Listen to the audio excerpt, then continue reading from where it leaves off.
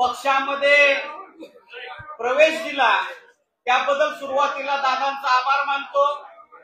हा निर्णय घेत असताना हा निर्णय मी एकट्याने नाही तर आमच्या मतदारसंघातल्या इथल्या सर्व लोकांनी हा एकत्रित एकमतानं घेतलेला हा निर्णय आहे। दादांना आपल्या भूम परांडा वाशीची सगळी माहिती आहे, अभ्यास आहे।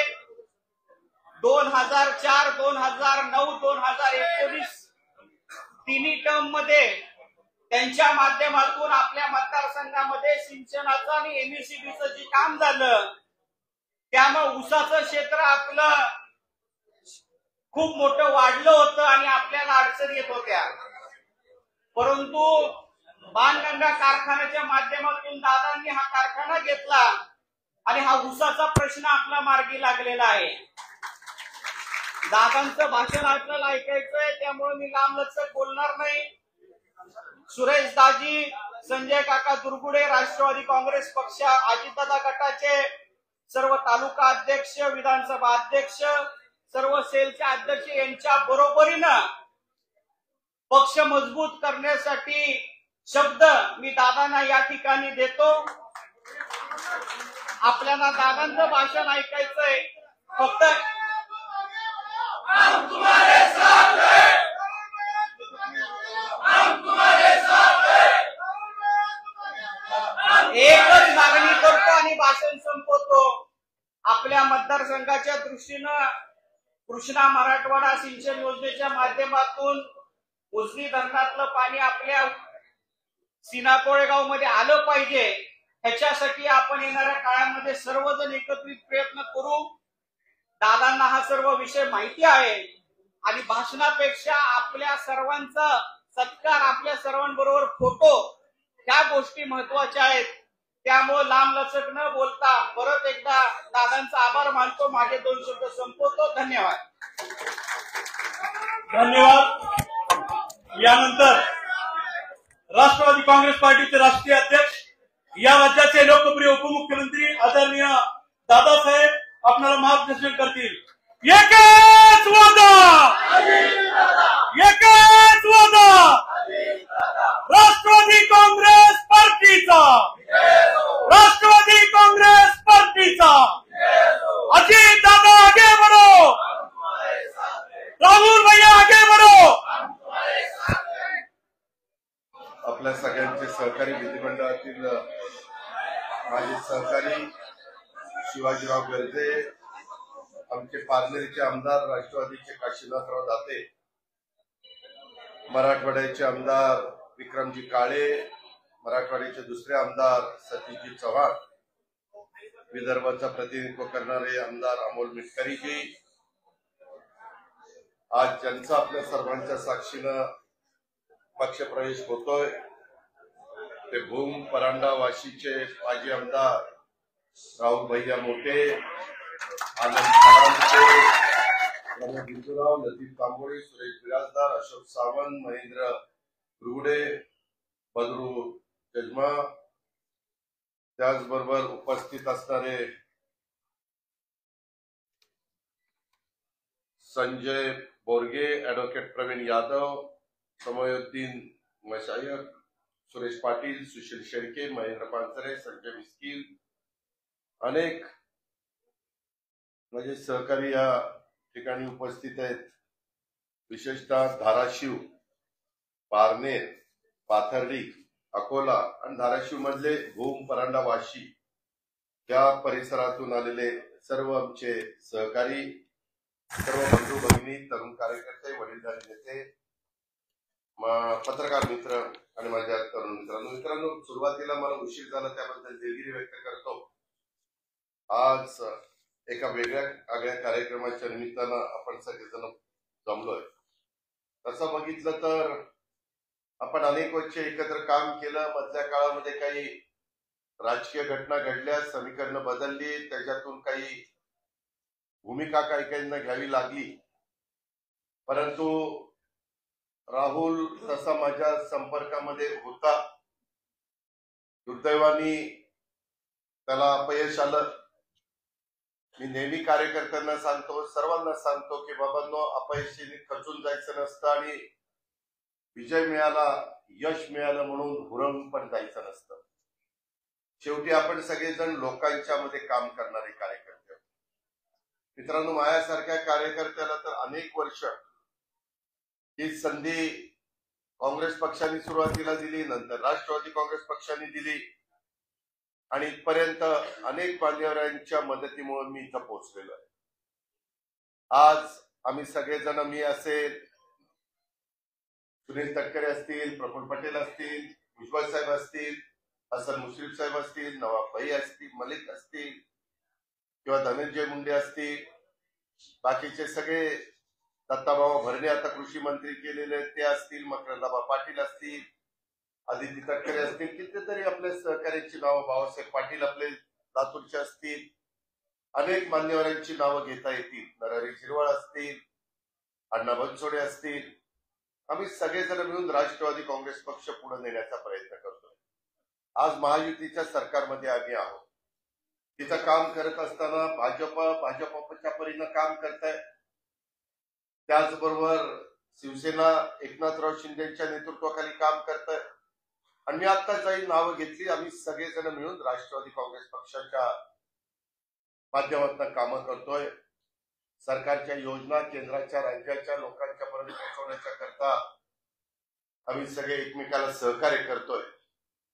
तसा बघितलं तर जुना उस्मानाबाद आणि आताचा धाराशिव हा जिल्हा काही मला नवा नाही. तसा बघितलं तर मी धाराशिवचा जावई, तुम्हाला सगळ्यांना माहिती. त्याच्यामुळं अनेक आहेत. सुरेश बिराजदार बसले तिथं, आमचे राहुल बसले मोठे. मागे आपण बाणगंगा आणि भाऊसाहेब बिराजदार सहकारी साखर कारखाना हा बरेच प्रयत्न केले. ते दोघं अतोनात कष्ट घेत होते, प्रतिकूल परिस्थिती होती, तुम्ही सगळेजण साथ देत होता, परंतु शेतीचा पाण्याचा प्रश्न होता. तिथल्या काही मूलभूत, काही महत्वाच्या गोष्टी पूर्णत्वाला जायच्या होत्या आणि त्याच्यातून 1250चा कारखाना तर परवडतच नाही. त्याच्यामुळं हे दोघंही, सुरेशराव काय किंवा आमचा राहुल काय, सगळेजण प्रयत्नाची शिकस्त करत होते, पण कारखाना काही अडचणीतनं बाहेर निघत नव्हता. त्याच्यानंतर त्यांनी मला आव्हान केलं की दादा, तुम्ही तो चालवायला तुमच्या लोकांनी घ्यायला सांगा. आम्ही तो चालवायला घेतला, परंतु 1250चा कारखाना कुठल्याच देशात कुणालाच परवडत नाही, कारण तो फार बारका कारखाना आहे. कारखाना कमीत कमी 2,500 टनाचा पाहिजे. आम्ही आता राज्य सरकारने धोरण स्वीकारलेलं 2,500 टनाच्या आतमध्ये कारखान्याची परवानगी द्यायची नाही. पण आता तर सहकारी साखर कारखाने द्यायचं स्वर्गीय विलासराव देशमुख मुख्यमंत्री असताना नंतर बंदच केलं. हे आपले सगळे, म्हणजे बिराजदार कारखाना असेल, बाणगंगा कारखाना असेल किंवा धनाजीराव साठेंचा पण एक कारखाना आमच्या माढा तालुक्यामध्ये तो असेल, किंवा मोहन जगतापांचाही कारखाना माझ्या माहितीप्रमाणे आमच्या माजलगावच्या परिसरामध्ये, हे सगळे कारखाने तुमचे शेवटच्या टप्प्यातले कारखाने. तुला आठवत असेल ना सुरेशराव, तुम्हालाही आठवत असेल, त्यांना वेळेत पैसे पण मिळाले नाही. जे गव्हर्नमेंटचं भाग भांडवल असतं ते वेळेत मिळालं असतं तर ही परिस्थिती त्या दोघांच्यावर आली नसती. पण तो, मी मगाशी सांगितलं, प्रतिकूल परिस्थितीमध्ये ते प्रयत्न करत होते, परंतु काही ना काही समस्या, अडचणी येत होत्या. आणि आम्ही पण चालवायला घेतल्यानंतर आमच्या लक्षात आलं की तो 3,000, 3,500, 4,000च्या पर्यंत नेल्याशिवाय तो चालू शकत नाही. आम्हालाही सुरुवातीच्या काळामध्ये नुकसान सहन करावं लागलं, परंतु आता तुम्हाला माहितीये, एक कारखाना 7,000 टनी केलेला आहे. त्याच्यामध्ये कोजन आहे, डिस्लरी आहे, त्याच्यामध्ये बऱ्याच सुधारणा चाललेल्या तुम्ही सगळेजण बघताय दोन्ही भागामध्ये. शेवटी माझ्या त्या भागातल्या शेतकऱ्यांना 2 पैसे अधिकचे मिळावेत ही आमच्या सारख्या कार्यकर्त्याची भावना. तर आज मला बाप्पा मोठ्यांची आठवण आल्याशिवाय राहत नाही, कारण स्वर्गीय बाप्पा मोठ्यांच्या बरोबर मला पण कामाची संधी मिळाली. कारण 10 जून 1999ला आदरणीय पवार साहेबांनी, संगमाजींनी, तारिक अनवरांनी, प्रफुल्ल पटेल, पदमसिंह पाटील, छगन भुजबळ, मधुकर पिचर, विजयसिंह मोहिते पाटील या सगळ्या मान्यवरांनी एकत्र येऊन राष्ट्रवादी काँग्रेस पक्ष स्थापन करायचा निर्णय घेतला. आम्ही सगळेजण ज्युनियर होतो. मी, आर जयंतराव, दिलीपराव, सुनील तटकरे, आम्ही सगळेजण ज्युनियर होतो. परंतु आम्ही सगळ्यांनी तिथं साथ दिली आणि बघता बघता आपला पक्ष आज 26 वर्षाचा झालेला आहे. शेवटी मी सर्वांना सांगतो, काळ वेळ कुणाकरता थांबत नसतो. तशा पद्धतीने घटना घडल्या. मागे दुर्दैवाने राहुलला अपयश आलं. राहुल तिथं प्रयत्न करतोय. तिथली परिस्थिती भौगोलिक वेगळी आहे. पाण्याचा प्रश्न आहे. जसा उल्लेख कृष्णा भीमा स्थिरीकरणाचा आता राहुलने केला. उजनीमध्ये आपण अधिकचं पाणी आणून तिथून आपल्या धाराशिव जिल्ह्यामध्ये पाणी आणण्याचं काम त्या बाबतीमध्ये करतोय. शेवटी ही सगळी कामं करत असताना निधी मोठ्या प्रमाणावर लागत असतो आणि त्यामुळे मित्रांनो या सगळ्या गोष्टी आमच्या चाललेल्या आहेत. मी मध्ये राहुलला एकदा दोनदा म्हणलं की राहुल, शेवटी आपण एकत्र मिळाले काम करूया. प्रश्न सुटले पाहिजेत. मध्ये काही रस्त्यांची कामं त्या भागातली करण्याचा प्रयत्न आम्ही सगळ्यांनी केला. त्या भागामध्ये आर्थिक सुबत्ता आल्याशिवाय तिथल्या लोकांचं राहणीमान बदलू शकत नाही आणि त्याच्यामुळं तुमच्या इथं पूर्वी दुधाचा धंदा अतिशय चांगल्या प्रकारचा दुधाचा धंदा होता. आता यंदा पाऊस काळ चांगला झालेला आहे. धरणांची परिस्थिती चांगली आहे. तलावांची परिस्थिती चांगली आहे. पदमसिंह पाटील साहेब मंत्री असताना अनेक तलाव माझ्या लातूर जिल्ह्यामध्ये, माझ्या धाराशिव जिल्ह्यामध्ये करण्यात आलेले आहेत.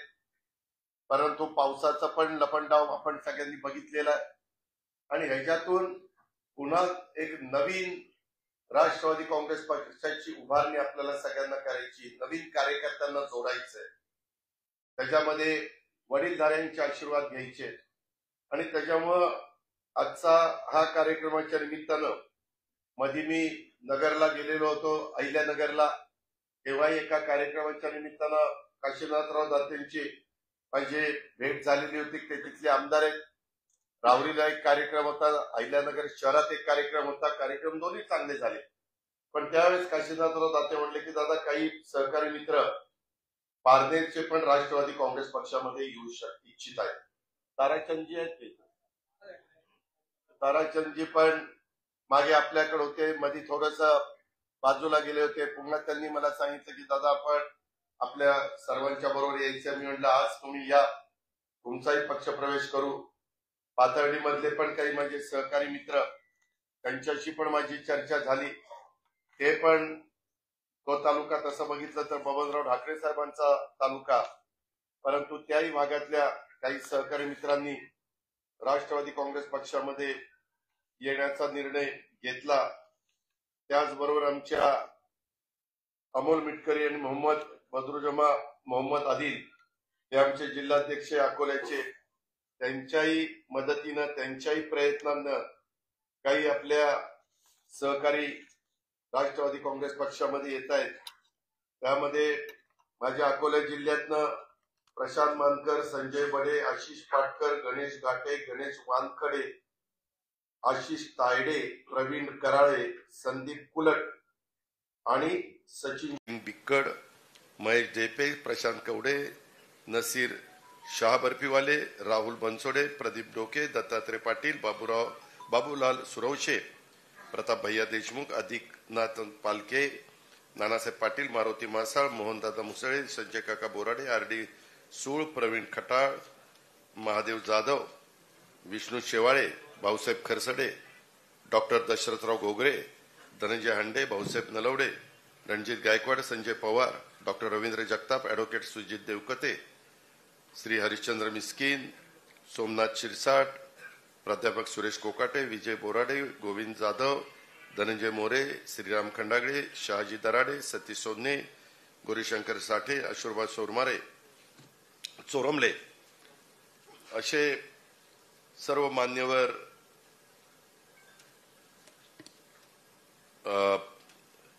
मगाशी विद्यमान पदाधिकाऱ्यांची मी चुकून नावं घ्यायचं राहिलो. पैलवान नवनाथ जगताप, जे सध्या विद्यमान पदाधिकारी आहेत, अमोल काळे, रामराजे साळुंखे, सूर्यकांत सांचे, दादा बारसकर, अण्णा भोगील आणि माझ्या भूम, परांडा, वाशी, अकोट, बाळापूर, पारनेर, पाथर्डी ह्या सगळ्या वेगवेगळ्या तालुक्यातून आलेले उपस्थित असणारे सर्व मान्यवर, मित्रांनो, आपण स्वर्गीय यशवंतराव चव्हाण साहेबांनी जी काही शिकवण दिलेली बेरजेचं राजकारण, ते बेरजेचं राजकारण आपण या निमित्तानं करतोय. पण आपली भूमिका जातीभेद, धर्म, पंथ हे सगळेजण एकोप्याने काम केलं पाहिजे. जातीभेद डोक्यात अजिबात राहता कामा नये. मागासवर्गीय समाज असेल, आदिवासी समाज असेल, अल्पसंख्याक समाज असेल, भटका समाज असेल, ओबीसी समाज असेल, माझा सर्वसाधारण समाज असेल, जे जे घटक समाजामध्ये आहेत, मी नेहमी सर्वांना सांगतो की हिंदवी स्वराज्याची स्थापना छत्रपती शिवाजी महाराजांनी 18 पगड जाती 12 बलुतेदारांना बरोबर घेऊन केली आणि त्याच्यातून हिंदवी स्वराज्य स्थापन झालं. नंतरचा इतिहास छत्रपती संभाजी महाराज आणि नंतरचा कसा कसा इतिहास बदलत गेला ते तुम्ही सगळ्यांना माहिती आहे. पण आताही काम करत असताना राष्ट्रवादी काँग्रेस पक्ष हा सेक्युलर विचारधारेचा पक्ष आहे आणि त्यामुळं आपण सगळ्यांनी आपल्या जातीय सलोखा ठेवला पाहिजे. कुठेही एकमेकांमध्ये अंतर पडता कामा नये, एकमेकाच्या बद्दल दुस्वास दाखवता कामा नये, एकमेकाचे प्रश्न नीटपणे जमिनीवर पाय ठेवून लोकांच्या मध्ये मिसळून लोकांचे प्रश्न समजून घेऊन सोडवले गेले पाहिजेत. आपल्या इथं विक्रम काळे आणि सतीश चव्हाण हे तुमच्या दोघांची गावं ह्या धाराशिव जिल्ह्यातच येतात आणि त्याच्यामुळं हे MLC म्हणून आपल्याला मदत करू शकतात. पण MLA ला यावेळेस आपल्याला जरा तिथं फटका बसला. एकेकाळी पदमसिंह पाटील साहेब, बाप्पा मोठे हे सगळे मान्यवर ज्यावेळेस तिथलं नेतृत्व करत होते त्यावेळेस हा जुना उस्मानाबाद आणि आत्ताचा धाराशिव जिल्हा हा राष्ट्रवादीचा तसा बघितलं तर बालेकिल्ला होता. अनेकदा जिल्हा परिषदा वगैरे पदाधिकारी आपले असायचे, अनेक कारखाने आपल्या विचाराने तिथं चालायचे. सातत्याने डॉक्टर साहेबांच्याकडे महत्वाची खाती होती. डॉक्टर साहेबांनी पण त्या खात्याचा उपयोग आपल्या धाराशिव आणि उस्मानाबाद जिल्ह्याला कसा होईल हा प्रयत्न त्या ठिकाणी केला. परंतु त्याच्यानंतरच्या काळामध्ये थोडंसं तिथलं चित्र बदललेलं आहे. आपल्याला देखील आता काम मोठ्या प्रमाणावर करावं लागणार आहे. मी पण जिल्ह्याच्या दौऱ्यावर मी आता उद्याच बीडला चाललेलो आहे. वेगवेगळ्या महाराष्ट्रातल्या वेगवेगळ्या जिल्ह्यामध्ये मी पण जातोय. नंतर कोल्हापूर आहे, जळगाव आहे, अशा वेगवेगळ्या भागामध्ये दौरे पक्षाने माझे आखलेले आहेत. त्याच्यातून आपली हीच भूमिका आहे. यंदा पाऊस काळ चांगला झालेला असल्यामुळं तुमच्या इथं पिकं पण बऱ्यापैकी आहेत. कृषी खातं आता दत्तामामा भरण्यांच्याकडे दिलेले आहेत. तेही स्वतः उत्तम शेतकरी आहेत. त्यांची शेती पण अतिशय चांगली आहे. ऊसाची शेती असेल, डाळिंबाची असेल, केळीची असेल किंवा आमच्या द्राक्षाची असेल, अशा पद्धतीनं वेगवेगळ्या प्रकारे शेती करणारा हा शेतकरी, त्यांचं संपूर्ण परिवार, संपूर्ण कुटुंब हे शेतीमध्ये काम करत असतं. मी त्यांना फार पहिल्यापासून त्यांच्या चुलते आणि त्यांच्या वडिलांच्या पासून मी त्यांना ओळखतो. वेगवेगळी पदं अनेक त्यांना भूषवलेली आहेत. आमच्या पुणे जिल्हा बँकेचे चेअरमन होते, आमच्या छत्रपती कारखान्याचे चेअरमन होते, आता बरे तिसऱ्यांदा आमदार झालेले आहेत. तुम्हाला आश्चर्य वाटेल, तो शेतकरी आहे, त्याचा ऊस त्याचा स्वतःचा म्हणजे एकट्याचा नाही, नाहीतर पुन्हा त्याच्या मागं काहीतरी उठायचं. त्याचा भरणे परिवाराचा मोठा परिवार आहे, त्यांचा ऊस 16,000 टन जातो. 16,000 टन. त्यांची द्राक्षाची बाग 45 ते 50 एकर आहे. डाळिंबाची बाग 45 ते 50 एकर आहे. 8 देशामध्ये त्यांची द्राक्ष एक्सपोर्ट होतात. केळी पण अतिशय उत्तम आहे. तुम्ही कधी जर आला त्या भागात तर तुम्ही बघा, अतिशय उत्तम शेती करतात ही सगळी लोक. सांगायचं तात्पर्य, मोठा शेतकरी आहे परंतु कष्टातनं पुढे आलेला आहे. त्याच्या आजोबांच्या, त्याच्या वडिलांच्या काळामध्ये अतिशय, तेव्हा तर जमिनीच्या किमती काय होत्या तुम्हाला माहिती आहे. आता जमिनीच्या किमती मोठ्या प्रमाणावर वाढल्या, पण त्या काळामध्ये जमिनीला इतकी किंमत नव्हती.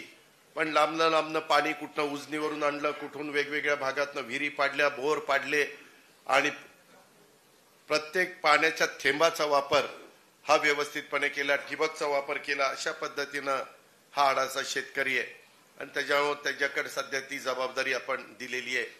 त्यामुळं आपले शेतकऱ्यांचे प्रश्न, आपल्या वेगवेगळ्या प्रकारच्या अडचणी, आज आपण आता इनोव्हेशन सेंटर, इन्क्युबेशन सेंटर सुरू करतोय. आजच कॅबिनेटला त्याच्याबद्दलचा निर्णय झाला. अनेक जिल्ह्यामध्ये आम्ही करतोय. आता नांदेडला पण जागा फायनल करून तिथं आपल्याला करायचं. उद्या मी बीडचं भूमिपूजन करतोय. त्याच्यामध्ये साधारण तुम्हाला रेशो सांगतो, 200 कोटीचा प्रोजेक्ट असला तर टाटा ट्रस्ट आपल्याला 165 कोटी रुपये द्यायचे, 35 कोटी रुपये आपण घालायचे, आपण म्हणजे सरकारने. आणि 200 कोटीचा प्रोजेक्ट उभा राहिला तर साधारण 7,000 विद्यार्थ्यांना दरवर्षी त्याच्यातनं अतिशय आत्ताच्या काळामध्ये जे शिक्षण आपल्या मुलांना मुलींना दिलं पाहिजे, म्हणजे ते स्वतःच्या पायावर तरी उभे राहतील किंवा तिथल्या वेगवेगळ्या कंपन्या असतील तिथं त्यांना नोकरी मिळेल, अशा प्रकारचं शिक्षण त्याच्यातनं आपण उपलब्ध करतो. आता गडचिरोली जिल्ह्यामध्ये आम्ही 2-3 वर्षापूर्वी ते सुरू केलं, परंतु आमचं ठरलंय आता 36च्या 36 जिल्ह्यामध्ये आपण ते करायचंय. आपण आपल्या धाराशिव जिल्ह्यामध्ये देखील मी ते तुम्हाला मंजूर करून देतो. तुम्ही त्याबद्दल काही काळजी करू नका. कारण आपल्या इथली भौगोलिक परिस्थिती जरा वेगळी आहे. आपल्याला प्रतिकूल परिस्थितीवर मात करून आहे त्यांना जी काही जमीन आहे त्याची व्यवस्थितपणे बारकाईनं शेतीवाडी करावी लागते आणि आपला प्रपंच चालवावा लागतो. परंतु काहींना माझ्या पुण्यामध्ये, पिंपरी चिंचवडमध्ये इतक्या मोठ्या प्रमाणावर धाराशिवचे लोक पोटाची खळगी भरण्याच्या करता किंवा कामाधंद्याच्या नोकरीच्या करता येत असतात. अक्षरशः एक भाग पुण्यामध्ये घ्या, आमच्या ह्याच्यामध्ये घ्या, पिंपरी चिंचवडमध्ये घ्या, बरेच बीड जिल्ह्यातनं, माझ्या धाराशिव जिल्ह्यातनं, माझ्या अहिल्यानगर जिल्ह्यात जामखेड वगैरे तो भाग आहे कर्जत तिकडचं, असं ह्या सोलापूर जिल्ह्यातनं खूप मोठ्या प्रमाणावर लोक पाठीमागे त्यांनी इकडं येणं केलेलं आहे. का तर तिथं जगण्याचं साधन कमी असल्यामुळं. परंतु आता आम्ही इंडस्ट्रीला पण तिथं जाण्याच्या करता भाग पाडतोय. मी आता मराठवाड्यामध्ये आपल्या इथं धाराशिवला धावपट्टी आहे, परंतु बीडला आता आम्ही धावपट्टी करतोय. तिथं विमानं कशी उतरतील, टेक ऑफ कशी होतील, रेल्वेचं जाळं आम्ही आणखीन विणण्याचा प्रयत्न करतोय, रेल्वे सुरू करण्याचं काम करतोय, नॅशनल हायवेच्या निमित्तानं मोठे मोठे रस्ते आपण अधिकचे करतोय. या सगळी कामं आपण केंद्र सरकार नरेंद्र मोदी साहेबांच्या नेतृत्वाखाली दिल्लीमध्ये काम करताय. त्यांना साथ देण्याचं काम अमित भाई शाह असतील किंवा त्या बाबतीमध्ये स्वतः संरक्षण मंत्री राजनाथ सिंग असतील, नितीन गडकरी असतील किंवा पियुष गोयल साहेब असतील, आताचे कृषी मंत्री शिवराज सिंग चौहान, त्यांना कृषीचा खूप चांगला अनुभव आहे. अनेकदा आम्हाला त्यांच्याशी चर्चा करण्याची संधी मिळते, त्यावेळेस ते सांगत असतात. या पद्धतीनं ह्या सगळ्या मंत्री महोदयांचा उपयोग आपण आपल्या राज्याला घ्यायचा प्रयत्न करत असतो. आजच आमचं वाढवण बंदराच्या बद्दल पण मराठवाड्यातनं जो समृद्धी महामार्ग आलाय त्याला कसं आपल्याला जोडता येईल अशा पद्धतीनं आज आम्ही त्याला तत्वता मान्यता दिलेली, अशी अनेक कामं चाललेली आहेत. आता ही कामं करत असताना मी नेहमी सांगतो, सरकारच्या विरोधामध्ये म्हणजे सत्याच्या विरोधामध्ये राहून कामं होत नसतात. त्यामध्ये पुढची कुठली बैठक 6:30 असू दे, बसतील आमदार, काय बिघडत नाही. त्यामध्ये ही लोकांच्यामुळं तुम्ही आमदार होतो माहिती, त्यामुळं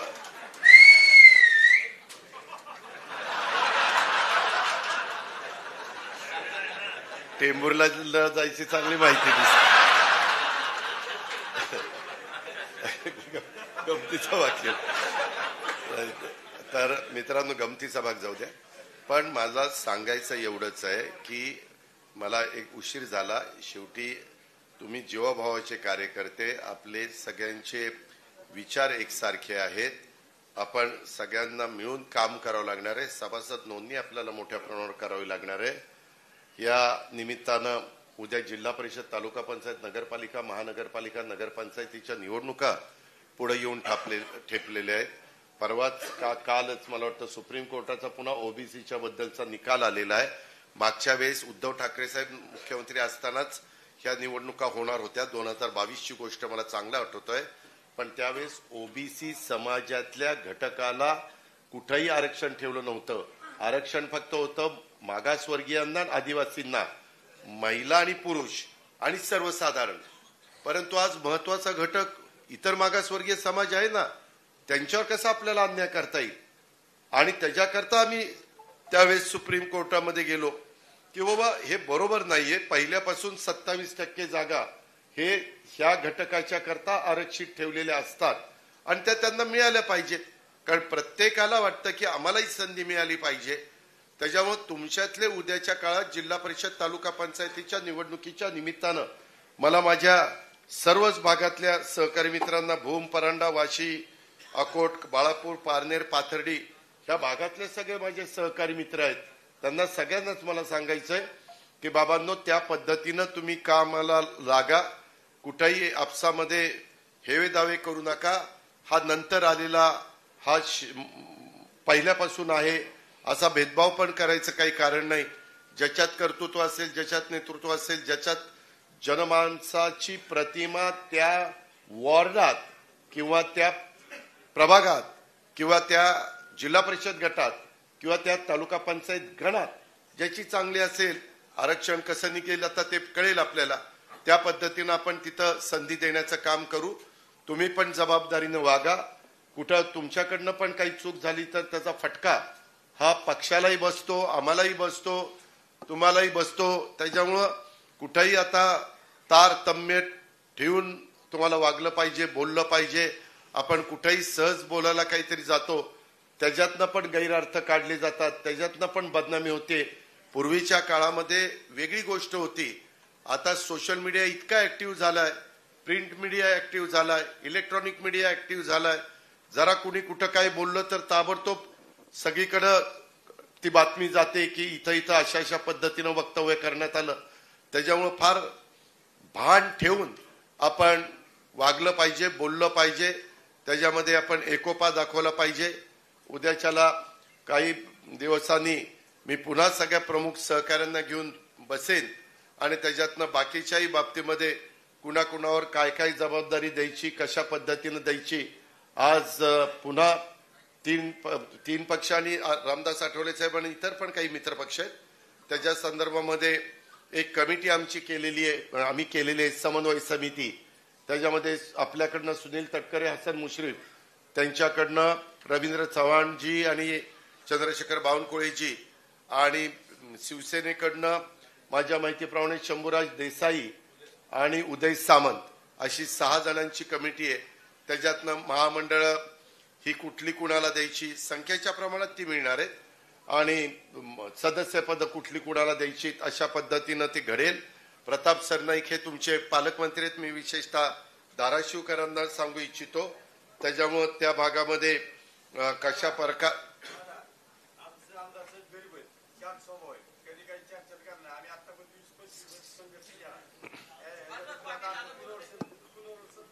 हो हो बस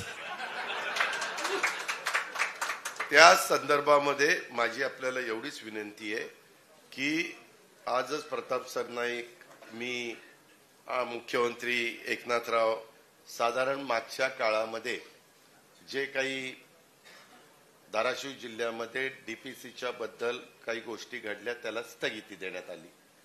परंतु आता ती स्थगिती आम्ही उठवतोय. ती उठवत असताना त्यामध्ये साधारण तिन्ही पक्षाला, म्हणजे लोकप्रतिनिधींना तिथं त्यांच्या जो काही आम्ही सूत्र ठरवलेलं आहे त्या सूत्राप्रमाणे, जसं सूत्रांच्या माहितीनुसार, तसं माझी पण हे नेहमी बातमी लावतात सूत्रांच्या. अरे म्हटलं कुठलं सूत्र ते दाखवा तरी, कुणाचं नाव सूत्र आहे. पण ठीक आहे, त्यांच्यामुळे मलाही सूत्र आता आठवलं. तर आमच्या सूत्रानुसार जे काही वाटप करायचं ते आम्ही करतोय. त्याच्या संदर्भामध्ये देखील आज विधानसभेचा आपल्याकडे एकही आमदार नाहीये. त्याच्यामुळं तिथं कसं राष्ट्रवादीच्याही कार्यकर्त्यांच्यावर अन्याय होणार नाही.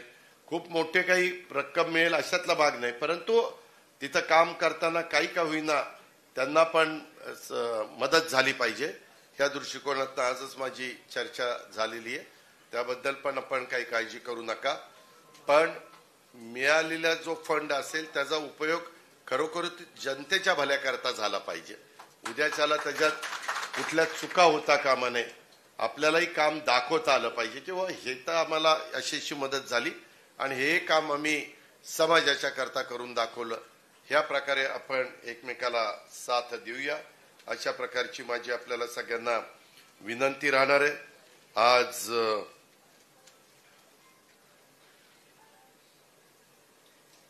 मागे माझी 2-3दा राहुलची चर्चा ज्यावेळेस झालेली होती त्यावेळेस राहुल म्हणायचा, दादा मी एकटा निर्णय घेऊ शकत नाही, शेवटी मला माझ्या वडिलांच्या पासून ह्या भूम, परांडा, वाशी ह्या सगळ्या भागांनी अतिशय प्रेम केलेलं आहे. त्याच्यामुळे त्या सगळ्या पदाधिकाऱ्यांशी, कार्यकर्त्यांशी चर्चा केल्याशिवाय मला हा निर्णय घेता येणार नाही, अशा पद्धतीनं त्याने मला बोलून दाखवलेलं होतं. आणि त्याचंही बरोबर होतं. मी त्याला म्हणलं की ठीक आहे, शेवटी सहकारी बरोबर असल्याशिवाय खरा रंग या पक्षप्रवेशाच्या कार्यक्रमाला येत नाही.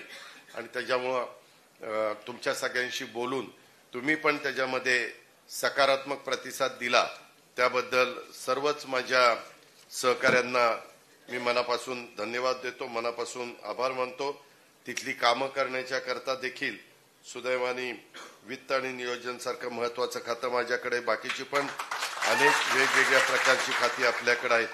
त्या विभागाचा उपयोग, डिपार्टमेंटचा उपयोग हा निश्चितपणे सर्व महाराष्ट्राला करत असताना तिथं धाराशिव पण कुठं मागं राहणार नाही, अहिल्यानगर पण कुठं मागं राहणार नाही, किंवा आमचं अकोला असेल किंवा बाकीच्या 3च जिल्हे आहेत. तसं बघितलं तर अकोला, अहिल्यानगर आणि धाराशिव ह्याच भागातले आपले सहकारी मित्र येत आहेत.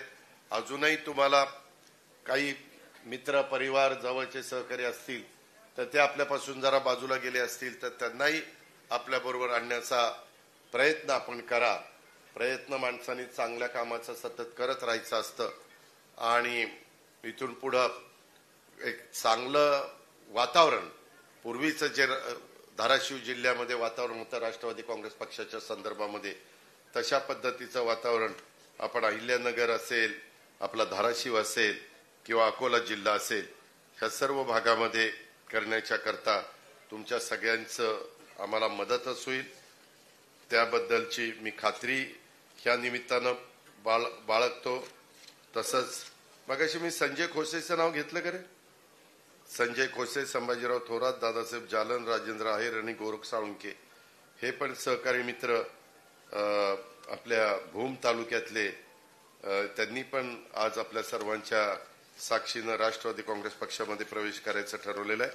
मी सर्वांचंच, सर्व मान्यवरांचं, ज्यांची मी नावं घेतली त्या सर्वांचं माझ्या भूम, परांडा, वाशी, त्याच्यामध्ये पारनेर, त्याच्यामध्ये अकोट, त्याच्यामध्ये बाळापूर, त्याच्यामध्ये पाथर्डी, ह्या सर्व तालुक्यातनं आलेले आमचे ताराचंदजी, ह्या सगळ्यांचंच मी मनापासून राष्ट्रवादी काँग्रेस पक्षामध्ये स्वागत करतो. तुम्हाला विश्वास देतो की कुठेही तुमच्यावर अन्याय होऊन दिला जाणार नाही. कुठल्याही परिस्थितीमध्ये तुमच्यावर आगीतनं उठलून पोपट्यात पडलो अशा प्रकारची वेळ आम्ही येऊन देणार नाही, त्याबद्दलची ग्वाही. उलट आता तुम्हाला वाटेल की उगीच आपला राहुल इतक्या उशिरापर्यंत थांबला, मागच जायला पाहिजे होतं. खरं तर त्याच्यामध्ये काय होतंय ते प्रत्येक जण ते मला म्हणायचं, दादा मी आता आलो तर मला तिकीट मिळेल का? अरे तू म्हणले ये जरी, तुला कसं तिकीट द्यायचं माझं मी ठरवतो. नाही आता तुम्ही काळजी करू नको रे, तेव्हाही माझ्या हातातच होतो. माझं माझ्याच हातात आहे, दुसऱ्याच्या हातात नाही. त्यामुळं मी स्वतः राहुलला सांगितलेलं होतं, बारामतीचं तिकीट नंतर जाहीर होईल, पहिलं तुझं तिकीट जाहीर होईल. पण त्याला तरी जरा भीती वाटत होती. नाही म्हटलं तरी तुमच्या तिथली राजकीय परिस्थिती आता बरीचशी बदललेली, ही तुम्हालाही मान्य करावं लागेल. त्या खोलात मी जास्त जात नाही, नाहीतर तेवढेच हेडलाईन लावतील की अजित पवार असं बोलले, तसं बोलले. परंतु काळानुरूप, परिस्थितीनुरूप आपल्याला काही गोष्टीचे निर्णय घ्यावे लागतात आणि त्याच्यामुळं आता लोकसभा आणि विधानसभेला तर खूप अवकाश आहे, पण ह्या स्थानिक स्वराज्य संस्था ह्या सर्वांच्याच दृष्टीने म्हणजे भाजपच्या, शिवसेनेच्या, राष्ट्रवादीच्या, समोरच्या आघाडीच्या सगळ्याच पक्षाच्या दृष्टीने फार महत्वाच्या आहेत. त्यावेळेस आपला पक्ष देखील कुठं त्याच्यामध्ये कमी पडता कामा नये ही खबरदारी माझ्या स्तरावर आम्ही राज्यामध्ये काम करणारे सगळे घेऊ, परंतु गाव पातळीवर, तालुका पातळीवर, जिल्हा पातळीवर काम करणाऱ्या तुम्ही पण सगळ्या मान्यवरांनी ती घेतली पाहिजे आणि तुम्ही घ्याल अशा प्रकारचा विश्वास मी आपल्या सर्व सहकाऱ्यांना समोर व्यक्त करतो. आपण सगळेजण मोठ्या संख्येने इथं उपस्थित राहिला त्याबद्दल मी आपल्या सर्वांचं राष्ट्रवादी काँग्रेस पक्षामध्ये मनापासून स्वागत देखील करतो.